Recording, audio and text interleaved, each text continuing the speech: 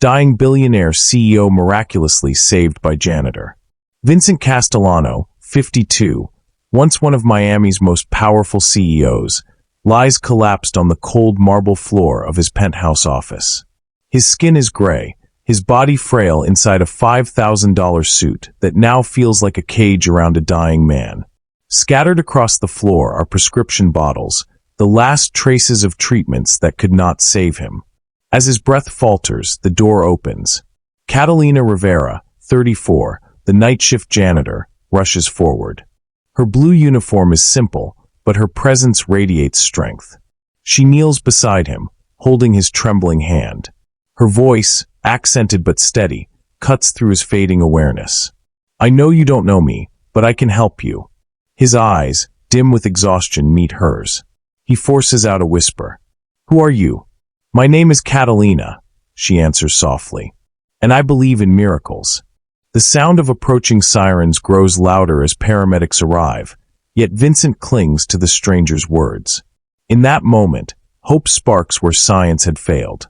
How did a billionaire at death's door come to trust his life to a janitor's ancient Cuban remedies? Tell us where you're watching from and subscribe. Tomorrow's story will move you even more. Let's begin. 3 days had passed since Vincent Castellano collapsed on the marble floor of his penthouse office. Against medical advice, he returned to work, his body a frail echo of the powerful figure he once was. The glass walls on the 45th floor framed a skyline he had conquered, yet now seemed indifferent to his suffering. He adjusted his suit jacket, but it hung loose against his gaunt frame. Even the simple act of lifting a file brought a tremor to his hands. The empire he had built kept moving without him. Directors made calls he once commanded. Analysts prepared reports that no longer mattered to him. He had wealth, influence, and the most advanced care at his disposal, but none of it had slowed the cancer eroding his strength. Every breath felt like a reminder of what medicine could not buy: time. On that quiet evening, with the city lights stretching across Biscayne Bay, he made a decision no one expected. He told his assistant to bring the janitor, the woman who had found him on the floor, to his office. The door opened. Catalina Rivera stepped inside. Her blue uniform was plain, her hair pulled back neatly. In her hands was a small cloth bag, the faint scent of herbs drifting into the sterile room. She moved without hesitation, her dark eyes steady. "You asked for me," she said softly. Vincent leaned back, his voice strained. "Why would you come here?" She placed the bag gently on his desk. "Because I believe you still have a chance." The next morning, Vincent Castellano did something he had never done in his 52 years of privilege. He walked into a modest home on Calle Ocho, far from the towers and penthouses of his world. Catalina lived in a narrow, brightly painted house, its walls adorned with family photographs and shelves of dried herbs. The scent of chamomile, mint, and earth clung to the air. She welcomed him without ceremony. "You are not my patient," she said firmly. "You are my guest. Here, you must follow my rhythm." For the first time in months, Vincent was not surrounded by assistants or doctors. Instead, he was guided into a small back room transformed into a sacred workspace.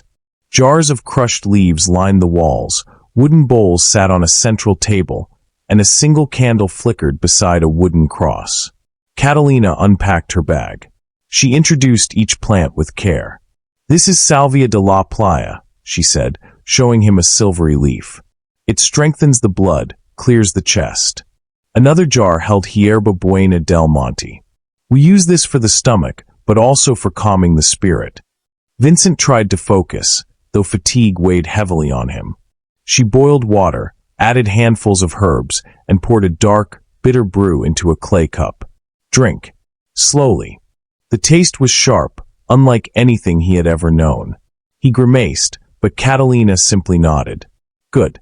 Healing is not always pleasant." By mid-afternoon, she had set a routine. Bitter tea in the morning, steam baths with crushed leaves in the evening, and quiet rest between. Vincent's life of board meetings and deadlines was replaced by silence, herbal smoke, and Catalina's steady presence. By the end of the first week, subtle changes began to surface. Vincent, who who had spent months fighting exhaustion just to get out of bed, noticed his mornings felt lighter. The crushing fatigue did not vanish, but it loosened its grip enough for him to sit at Catalina's kitchen table without gasping for breath.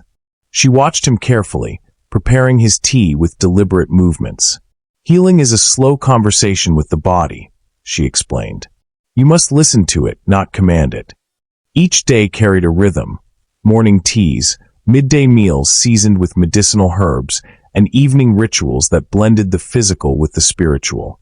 Catalina introduced him to practices rooted in Yoruba traditions carried to Cuba generations ago. She spoke of how enslaved Africans had preserved their faith in secret, merging it with Catholic rituals, creating a spiritual language of resilience. One evening, she placed cowrie shells on the table and explained how her grandmother once used them for guidance. "This is not fortune-telling," she said, "but a way to connect with the wisdom of those who came before us." Vincent, a man of spreadsheets and clinical trials, listened with curiosity he could not explain. As his body began to respond, so did his mind. He found himself absorbing Catalina's lessons about Cuban history, Yoruba chants, and the belief that healing extended beyond cells and blood. It was about spirit, family, and belonging, concepts foreign to his sterile penthouse life. Late one night, after a steam bath scented with Hierba Buena del Monte, he admitted, "I feel less hollow." Catalina smiled, her voice gentle. "That means you are not only mending your body, but also your soul." By the third week, Vincent's body carried signs of renewal. His skin, once ashen, regained a trace of warmth. The hollowness in his eyes softened. Yet the greatest change was not in his body, but in the space he began to share with Catalina. They often sat on the back porch of her Calle Ocho home after treatments. Luz, Catalina's 12-year-old daughter, would sit nearby sketching in her notebook while the adults spoke in low voices. For Vincent, it was the first time in decades that silence felt comforting rather than suffocating. One evening, Catalina asked, "Do you ever feel lonely at the top?" Vincent exhaled slowly. "Lonely doesn't begin to cover it. I built an empire, but I lost any sense of family along the way. My ex-wife wanted nothing to do with me after the diagnosis. My board wants my seat more than my health. I've been surrounded by people for years, but I've never felt more alone." Catalina nodded, her eyes heavy with her own memories. "My husband died in a construction accident when Luz was just a baby. I was left with no money, no support, and a daughter to raise. I cleaned floors by day, studied my grandmother's books by night. My strength came from knowing Luz needed me. Without her, I don't know if I would have survived." Their stories met in that moment, two lives shaped by loss, colliding in a place neither expected. Vincent looked at her, not as a janitor or healer, but as a woman carrying her own scars. For the first time, he admitted softly, "You may be saving more than my body." Catalina placed her hand lightly over his. "Then let us continue. Healing is never only one thing." Autumn arrived in Miami, painting the city in soft golden light. Catalina led Vincent to the Vizcaya Museum and Gardens, a sprawling sanctuary of tropical plants and reflecting pools. He walked beside her through manicured paths where European elegance met wild, vibrant flora. "Close your eyes," she instructed. "Feel the energy here." Vincent obeyed, letting the sounds of water and rustling leaves fill the space around him. When he opened his eyes, he realized he was holding her hand without thinking. The sensation startled him, the electricity of connection he had not felt in years. They wandered past fountains and shaded groves, sharing stories of their childhoods. Catalina spoke of her grandmother's remedies and her family's traditions, of music, prayer, and the resilience woven into her Cuban heritage. Vincent, usually analytical and reserved, felt a stirring in his chest. He had been surrounded by people his entire life, yet none had ever made him feel this seen. Weeks later, Vincent entered Catalina's world more fully. He attended family dinners in Little Havana, where he met uncles, aunts, and cousins who welcomed him without judgment. Music filled the air. The aroma of rice, beans, and roasted pork reminded him of a world he had never known. He stumbled through salsa lessons in the modest community center, laughing at his own awkwardness while Catalina guided him patiently. Even as their bond deepened, whispers followed them. Miami's elite noticed Vincent spending evenings in Catalina's modest home, far from galas and board meetings. Some journalists speculated about the unusual couple, while a few old friends distanced themselves, questioning his choices. Yet Vincent felt something he had not experienced in decades: joy without calculation. In the gardens, over family meals, and through dancing, he began to understand that some connections were worth more than reputation or wealth. One evening, after a private stroll through the gardens at Vizcaya, Vincent and Catalina paused beneath a cluster of jasmine and night-blooming cereus. The air was rich with fragrance, and the distant hum of the city seemed to fade. Vincent's hand brushed hers, hesitant at first, then seeking contact. Their eyes met, unguarded and vulnerable. "Catalina," he whispered, voice thick with emotion he rarely allowed. She smiled softly, her dark eyes reflecting trust and warmth. "See, mi amor?" That was all it took. He leaned forward, and their lips met in a gentle, deliberate kiss, a meeting of two lives that had been marked by loss, struggle, and resilience. In that moment, the world outside the gardens ceased to exist. News traveled quickly through Miami's social circles. Journalists speculated endlessly about the billionaire and the janitor, questioning how such a union could exist. Headlines hinted at impropriety, while elite acquaintances distanced themselves, citing disbelief or concern for Vincent's reputation. Even the board of directors privately questioned his judgment, worrying that his personal choices could jeopardize business decisions. But for Vincent, the criticism no longer mattered. He had faced mortality and found something far more valuable: love that demanded nothing but presence, trust, and shared care. He attended salsa nights in Little Havana with Catalina, laughing at his awkward steps, and gradually felt the rhythm in his bones. Family dinners became a cherished ritual, where stories were exchanged over plates of arroz con pollo, laughter echoing around the small apartment. Through the scrutiny and whispers, Vincent realized the choice before him was clear. He could retreat to his old life of comfort and social approval, or embrace a love that challenged every expectation, yet nourished his heart in ways he had never known. Vincent made his choice quietly, but resolutely. He continued to attend board meetings and manage his empire, yet his evenings belonged entirely to Catalina. He embraced the life she offered, one grounded in family, culture, and trust rather than status or wealth. They explored Little Havana together, Vincent learning the names of streets, cafes, and markets he had never ventured into before. Catalina introduced him to her neighbors, who treated him not as a billionaire, but as a person willing to listen, to share, and to laugh without pretension. With each salsa lesson, each home-cooked meal, each quiet evening at the apartment, the walls Vincent had built around his heart began to dissolve. Even the media scrutiny became less frightening. Headlines speculated, but Vincent felt a serenity he had never known in the skyscrapers of Miami. The board's concerns were noted, but no longer dictated his choices. He had found a rhythm of life that included responsibility and leadership, yes, but also love, connection, and authenticity. One night, under a canopy of stars in Catalina's small backyard, he reflected aloud. "I never imagined that stepping outside my world could show me how alive life could be. I built an empire, but I was empty. You've changed that." Catalina reached for his hand.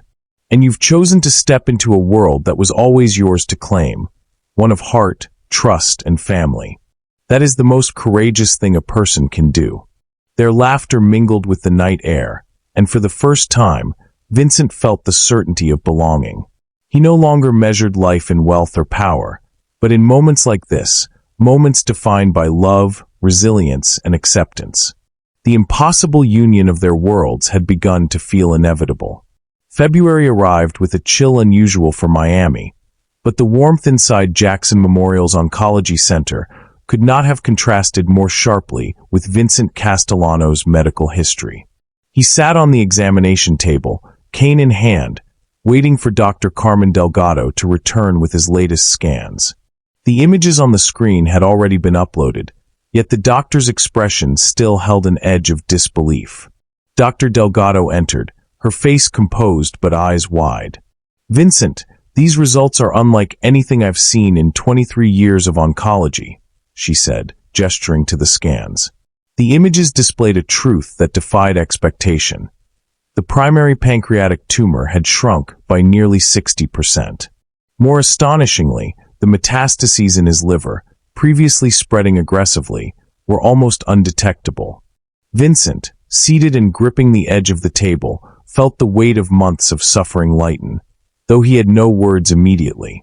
He had been through every conventional treatment, experimental chemotherapy, the latest immunotherapy trials, combinations of drugs his own company had developed. None of it had produced these results. Dr. Delgado shook her head. "I've never witnessed anything like this. Your response is unprecedented." "Truly." Vincent met her gaze steadily. "And yet, I am not telling you the full story." She frowned, expecting some clinical detail. He simply smiled faintly, the corners of his mouth lifting with something resembling relief. "There are methods beyond what medicine records, ancient knowledge, herbal remedies, guidance from someone who understands both the body and the spirit." Dr. Delgado did not press further. In her years of experience, she had learned when to ask questions and when to respect boundaries. Vincent knew that what had healed him went beyond conventional explanation, and he would protect that secret, at least for now. Outside the hospital, Miami's sun glinted off Biscayne Bay, yet Vincent felt as though he had stepped into an entirely new life. His body, once weakened by relentless disease, now carried strength he hadn't known in months. The exhaustion that had shadowed every movement had lifted, replaced by a clarity and energy that surprised him. Returning home to Catalina, he found the familiar aroma of Salvia de la Playa and Hierba Buena del Monte waiting. The rituals that had seemed foreign weeks ago were now part of his routine. He realized that his recovery had involved more than just the herbs. It had been the combined effect of care, presence, and trust. His outlook on oceanic pharmaceuticals shifted as well. The empire he had spent decades building was no longer solely about patents, acquisitions, or profit margins. In meetings with executives, he proposed a radical change, a new division dedicated to plant-based treatments, drawing from traditional knowledge across cultures. Skepticism was met with unwavering resolve. Vincent had glimpsed what genuine healing could achieve, and he would integrate it into the company's mission. Catalina supported the transition fully, helping design research protocols rooted in centuries-old Cuban herbal practices, carefully balanced with modern scientific rigor. The house in Coconut Grove transformed into a hub of collaboration, researchers and traditional healers working together in pursuit of health innovations that had previously seemed impossible. Amid these changes, Vincent felt a surge of gratitude and love. One evening, with the Art Deco lights of South Beach reflecting on the Atlantic, he held Catalina's hand. "You have given me life in every sense," he said. His heart raced, anticipation mingled with certainty. He knelt on the sand, the neon glow highlighting the emerald ring in his hand. "Will you marry me? Let me spend every day of the life I have left loving you with all that I am." Catalina's eyes shimmered. She nodded, voice trembling yet joyful, and whispered, "Yes." The crowd around the Art Deco lifeguard station, tourists, locals, and the occasional street performer, paused as Vincent and Catalina embraced their moment. For Vincent, it was more than a proposal. It was a declaration of a life reborn, a testament to survival, love, and the lessons learned in the quiet corners of Catalina's home. The Atlantic waves rolled in rhythm with his heartbeat. He had once measured life by acquisitions and quarterly earnings. Now he measured it by the moments of connection he shared with her. The laughter in Little Havana kitchens, the gentle guidance during herbal treatments, the serenity of holding her hand under the night sky. Catalina, radiant in her simplicity, accepted not just his proposal but the commitment of shared growth, trust, and purpose. She had witnessed his transformation firsthand. A man who had once been consumed by mortality and ambition now stood grounded, attentive, and open. Back in their Coconut Grove home, plans began immediately. Oceanic Pharmaceuticals shifted its focus to include plant-based medicine, drawing from centuries of traditional knowledge. Vincent led research initiatives, blending modern science with the wisdom Catalina had inherited from her grandmother. They invited collaborators from around the world, curanderos, botanists, and medical researchers, forming a network that aimed to revolutionize patient care. As they walked along the beach afterward, hand in hand, the proposal felt like the closing of one chapter and the opening of another. Miami's neon lights reflected not just on the waves, but on a future built on resilience, love, and the belief that healing could come from unexpected places. Vincent glanced at Catalina, a soft smile tugging at his lips. "This is only the beginning," he said. She squeezed his hand, answering without words, their bond now solidified by trust, gratitude, and a promise of shared purpose. 6 months had passed since Vincent's proposal on South Beach. On a warm morning in early summer, the Fairchild Tropical Botanic Garden in Coral Gables prepared to host a wedding unlike any other. 83 acres of lush flora created a setting that felt alive, teeming with color and fragrance. Palms swayed gently, tropical flowers bloomed in bold clusters, and winding pathways led to intimate alcoves lined with orchids and ferns. Catalina moved gracefully through the garden's pavilion, her grandmother's Cuban lace dress trailing behind her. The delicate fabric, meticulously preserved, carried the stories of generations. Her mother had helped adjust the fit, ensuring it honored the past while celebrating her new beginning. The veil, light and translucent, shimmered as sunlight filtered through the tropical canopy, casting soft patterns on her face. Vincent waited at an altar adorned with the very plants that had played a role in his miraculous recovery. Bundles of Salvia de la Playa, Hierba Buena del Monte, and other medicinal herbs decorated the wooden arch, their earthy aroma blending with the floral notes of the garden. Father Antonio, standing beneath the arch, prepared to officiate a ceremony that combined Catholic tradition with elements drawn from Catalina's Cuban spiritual heritage, carefully weaving symbols of healing and blessing into each moment. Guests arrived early, a blend of Miami's business elite and Catalina's extended family from Little Havana. Conversations buzzed softly under the canopy of tropical trees as people found their seats on simple wooden benches lined with white orchid petals. The live salsa band from Calle Ocho tuned instruments nearby, promising music that would echo the rhythms of the city's vibrant culture. Vincent adjusted his cufflinks and took a deep breath. Months of transformation, both physical and emotional, had led to this day. He glanced down the aisle, catching sight of Catalina approaching, and felt a surge of certainty. In this garden, surrounded by life in every form, the story of their love was about to reach its most luminous chapter. The soft notes of a violin from the Calle Ocho band drifted through the pavilion as Catalina stepped fully into view. Vincent's breath caught at the sight of her, graceful, radiant, the culmination of months of trials, healing, and unwavering love. Every step she took down the aisle felt deliberate yet effortless, a quiet testament to the journey that had brought them here. Father Antonio began the ceremony, his voice calm yet commanding. He wove together Catholic blessings with gentle nods to the spiritual practices that had guided Catalina's family for generations. Sprigs of rompazarigi were placed at the altar as symbols of protection and renewal, and small bundles of herbs were passed to select family members, inviting them into the sacred moment. Vincent's gaze remained locked on Catalina. When it came time for vows, words flowed naturally, unscripted yet deeply sincere. In Spanish, Catalina spoke of gratitude, trust, and the transformative power of love. In English, Vincent promised devotion, partnership, and a life built on shared values rather than appearances.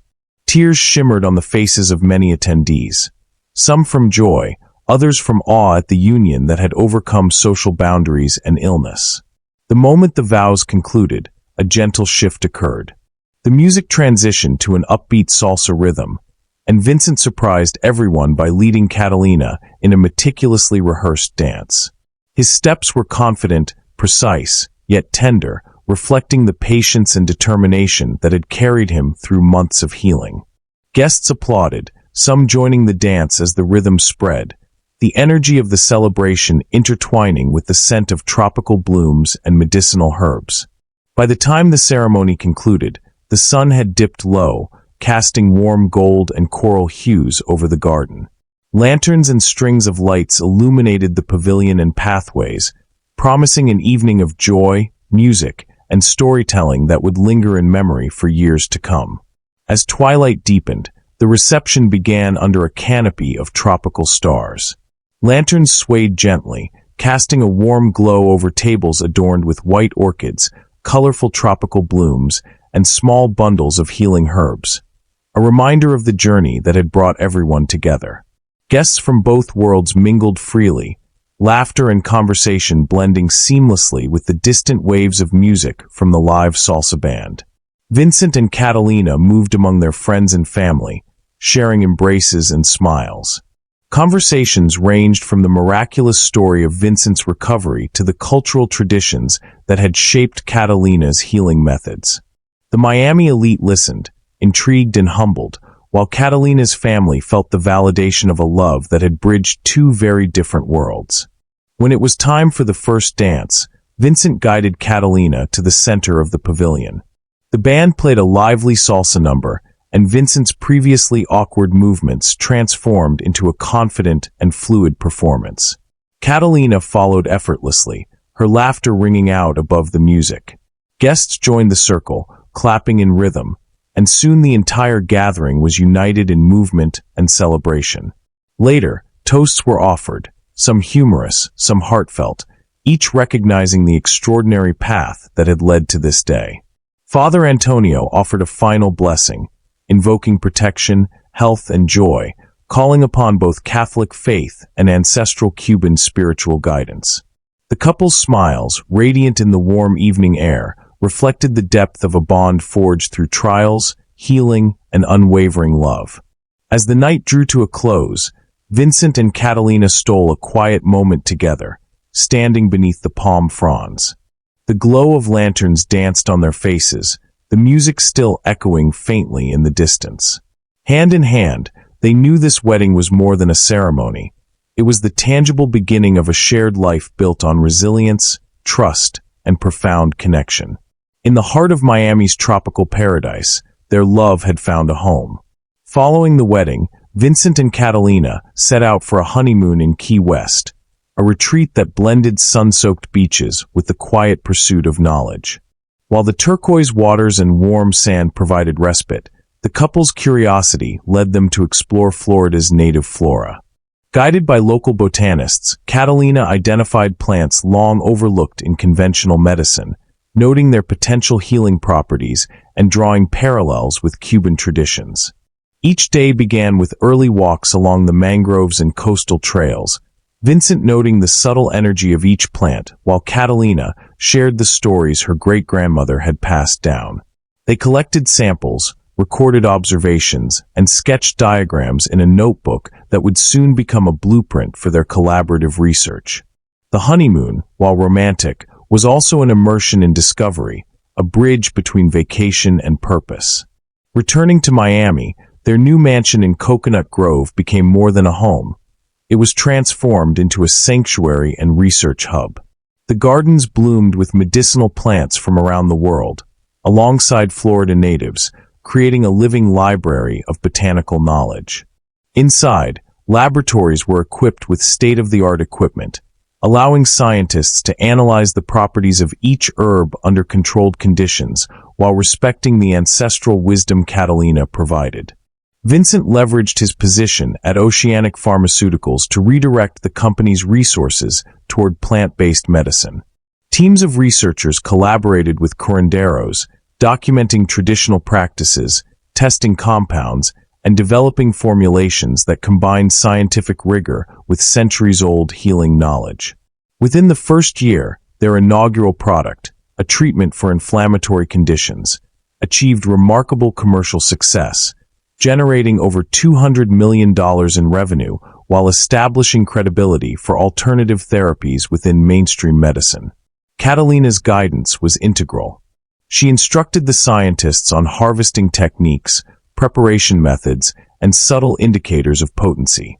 Her deep understanding of plant energies and traditional uses complemented the lab's analytical findings, creating a synthesis of old and new approaches. As the success of their plant-based medicine grew, the couple began receiving international attention. Conferences and medical symposia invited them to present their work, highlighting the integration of traditional healing practices with modern pharmaceutical research. Vincent, once accustomed to boardrooms and financial forecasts, now spoke passionately about the transformative potential of combining ancestral knowledge with scientific investigation. Catalina, poised and articulate, shared the stories behind the plants and the wisdom passed down from her great-grandmother, captivating audiences with both cultural depth and practical insight. Medical journals featured their breakthrough treatments, documenting clinical results alongside explanations of the traditional methods employed. Researchers expressed astonishment at the effectiveness of certain herbal formulations, some noting that these treatments provided solutions where conventional approaches had failed. The couple's work sparked a dialogue within the scientific community, encouraging exploration of alternative medicine while maintaining rigorous standards. Meanwhile, back at their Coconut Grove home, life flourished in both personal and professional realms. The gardens expanded, the laboratories refined their processes, and the mansion became a hub where curanderos, botanists, and pharmaceutical scientists worked side by side. Collaboration flowed naturally, with each participant respecting the knowledge and expertise of the other. Vincent often marveled at how seamlessly Catalina navigated both worlds, bridging tradition and modernity with grace and authority. Amid these accomplishments, a moment of profound personal joy arrived. Catalina discovered she was pregnant at age 37. The announcement was celebrated quietly at first, shared between the couple as they walked through the gardens, envisioning the life they were about to create together. Vincent, elated, immediately began planning a nursery inspired by the landscapes and medicinal plants they had nurtured, determined to instill in their child both an appreciation for nature and the values of curiosity, respect, and compassion. The pregnancy became a symbol of hope and continuity, a living testament to the union of love, healing, and shared purpose that had guided every step of their journey. As Catalina's pregnancy progressed, the Coconut Grove home became a place of vibrant anticipation. The scent of herbs filled every room, mingling with the salty breeze from Biscayne Bay. Vincent spent hours preparing the nursery, hand-painting murals of Cuban landscapes and tropical gardens, each plant chosen for both beauty and its symbolic healing properties. He imagined Gabriel, or a daughter, growing up surrounded by the very elements that had restored his own life. Professional achievements and personal milestones intertwined seamlessly. The couple continued to expand Oceanic Pharmaceuticals' plant-based division, attracting attention from international researchers eager to study their methods. Collaborative publications documented the effectiveness of traditional Cuban herbs alongside modern compounds, and their work began influencing universities and institutions seeking to integrate cultural knowledge into mainstream science. Despite their growing recognition, Vincent and Catalina remained grounded. Each morning began with herbal tea, a ritual that reaffirmed their connection to tradition and each other. Weekends were often spent in the gardens, reviewing plant samples, or hosting small workshops for local students and families interested in healing and botanical medicine. Their home had become a hub of education and innovation, a living embodiment of the balance they had found between love, science, and heritage. When the day finally came to share the news of their pregnancy publicly, the couple did so with humility and joy. Interviews emphasized the harmony of family life and professional purpose, and friends from both worlds celebrated the upcoming addition to their family. For Vincent, the child represented more than a continuation of their love. It was proof that hope, care, and openness could transform even the most unlikely beginnings into a life filled with meaning. As they walked through the gardens, Catalina resting a hand on her growing belly, Vincent whispered, We've built more than a home. We've built a life that heals, teaches, and inspires." She smiled, her eyes reflecting both pride and serenity. Together, they had forged an empire not just of medicine, but of love, culture, and possibility. One that would touch countless lives for generations to come. In the Coconut Grove home, the nursery stood as a testament to Vincent and Catalina's journey. Walls were adorned with hand-painted murals depicting the rolling hills of Santiago de Cuba, wild orchids, royal palms, and curanderos gathering plants in the Sierra Maestra Mountains. Each detail honored Catalina's heritage and the wisdom that had restored Vincent's health. Shelves displayed carefully labeled jars of dried herbs, while soft sunlight filtered through the windows, highlighting the vibrant colors of the murals and the gentle curves of the baby's crib. On a warm December evening, the long-awaited moment arrived. Catalina gave birth to a healthy boy, Gabriel Vincent Castellano Rivera. As Vincent held his son for the first time, the magnitude of their shared journey settled over him. He traced the tiny features that seemed to merge his own face with Catalina's, feeling a profound sense of awe and gratitude. Every challenge, every moment of doubt, every choice to trust ancient wisdom had led to this instant of pure life and joy. Gabriel's arrival brought not only personal happiness, but also a deeper sense of purpose. The nursery became a quiet sanctuary where the couple reflected on their experiences and considered the legacy they wanted to pass on. They documented the traditional herbal practices that had played a role in Vincent's recovery, careful to preserve knowledge for their son while honoring the cultural lineage it had emerged from. As the years passed, Vincent's health remained robust. 5 years after his initial diagnosis, his scans showed complete remission. Doctors marveled at his vitality, often referencing his case in discussions of extraordinary recovery. Yet Vincent and Catalina quietly credited the combination of love, traditional medicine, and intentional living. With Gabriel growing and the family thriving, the couple decided to honor Catalina's roots with a pilgrimage to Santiago de Cuba. Boarding a plane to the Caribbean island, they carried with them both anticipation and reverence, aware that this journey would bring closure and continuity, connecting past generations to their present miracle. Arriving in Santiago de Cuba, Catalina felt a mix of emotion and nostalgia. The warm Caribbean breeze carried scents of sugarcane and tropical flora, triggering memories of her childhood stories. Vincent observed the vibrant streets, the mountain slopes, and the local markets, realizing that the island's rhythms had profoundly shaped the wisdom that had saved his life. Guided by a local contact, they journeyed to a remote village near the Sierra Maestra Mountains, where curanderos still practiced traditional healing. There, in a humble home surrounded by lush vegetation, they met Esperanza, an elderly curandera who had known Catalina's great-grandmother decades earlier. Her eyes shone with recognition as she studied the couple, and a gentle smile confirmed that the stories passed down through generations had reached the present. "Ella me hablo de ti and mis sueños," Esperanza said softly, revealing that Catalina's great-grandmother had dreamed of her great-granddaughter returning to Cuba with a man whose heart had been healed by both plants and love. The prophecy had come full circle. During their stay, the couple shared the story of Vincent's illness, his recovery, and the role Catalina's ancestral knowledge had played.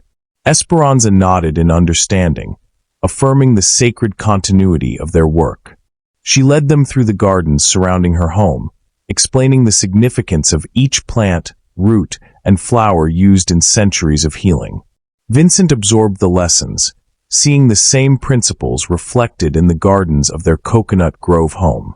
At night, under the clear Caribbean sky, Vincent and Catalina experienced a series of vivid dreams.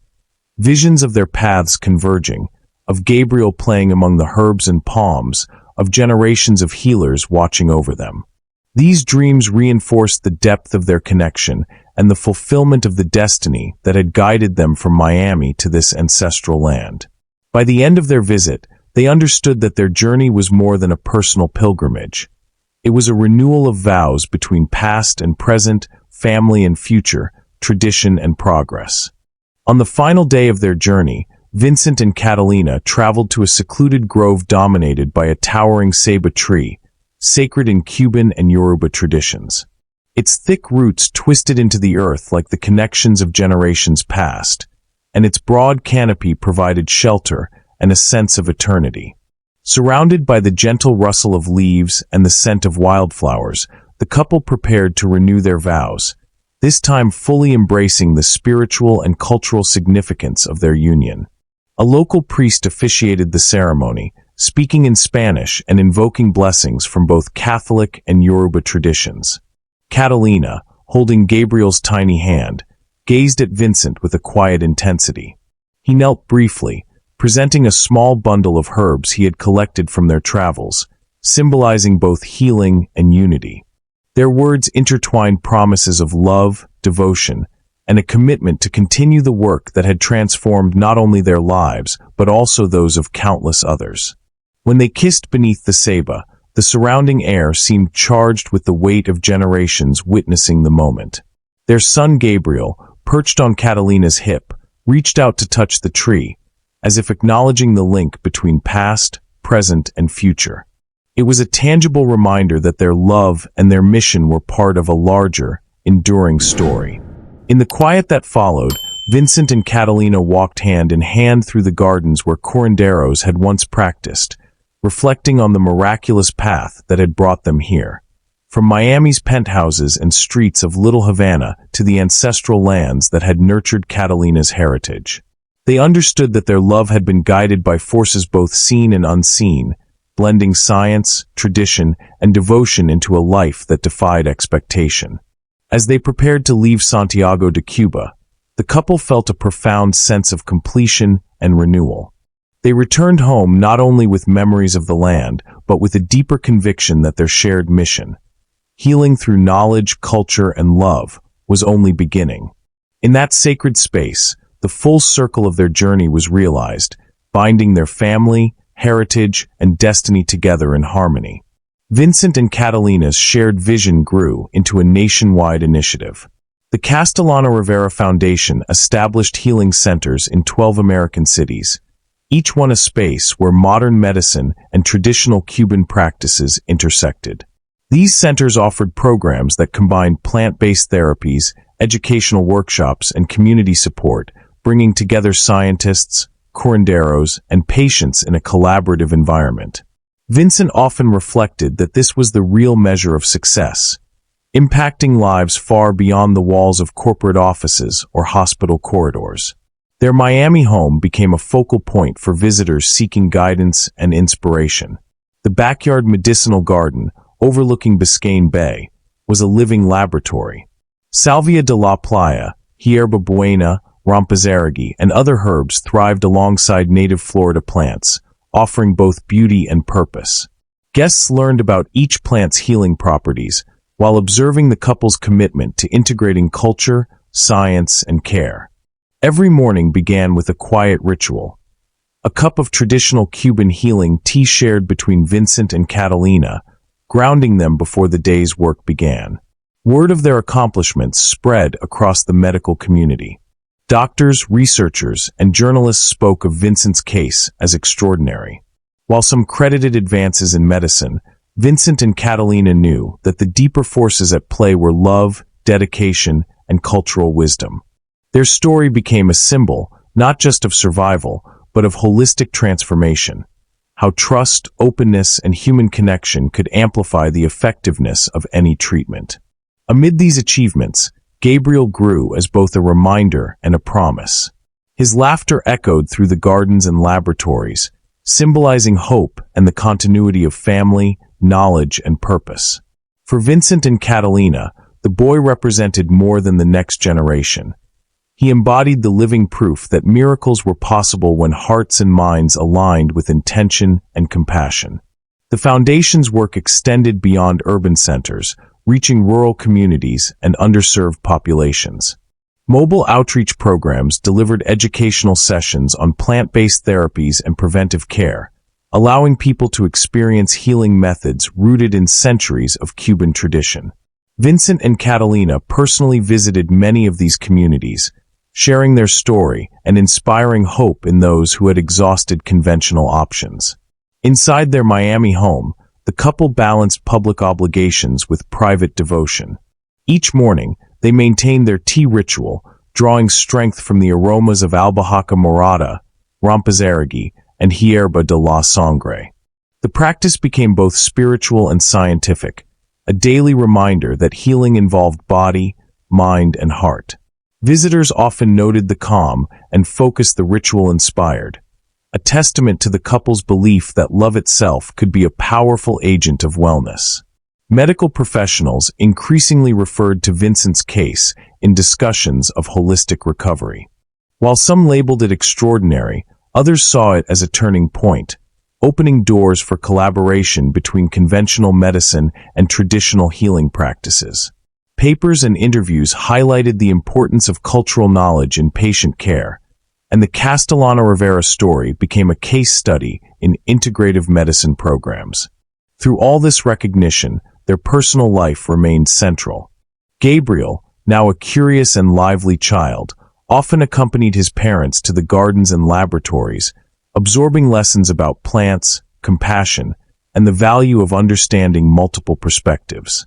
His presence reminded Vincent and Catalina that the foundation was not just an institution. It was a living extension of their love and commitment. Their message to the world became clear.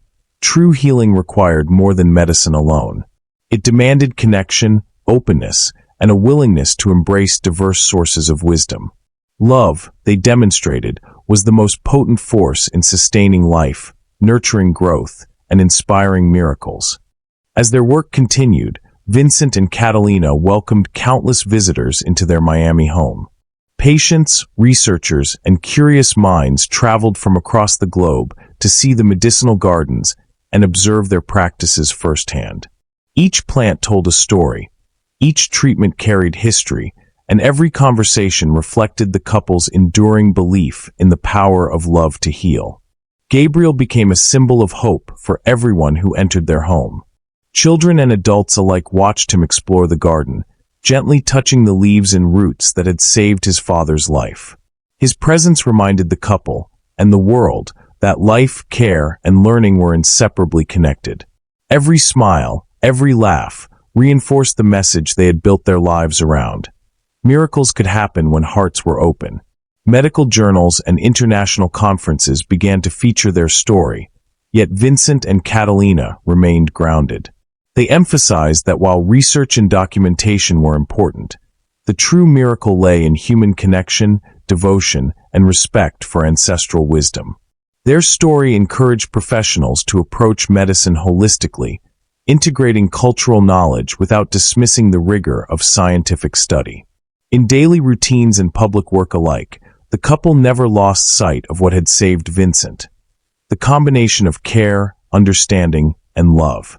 Every morning, the shared Cuban healing tea reminded them of the journey from uncertainty to transformation, from fear to hope. They continued to teach, to heal, and to inspire, showing that the deepest remedies often extended beyond the laboratory or clinic. Vincent and Catalina's story concludes with an invitation for others to embrace possibility. Love, patience, and respect for ancient knowledge can unlock results that science alone cannot always explain.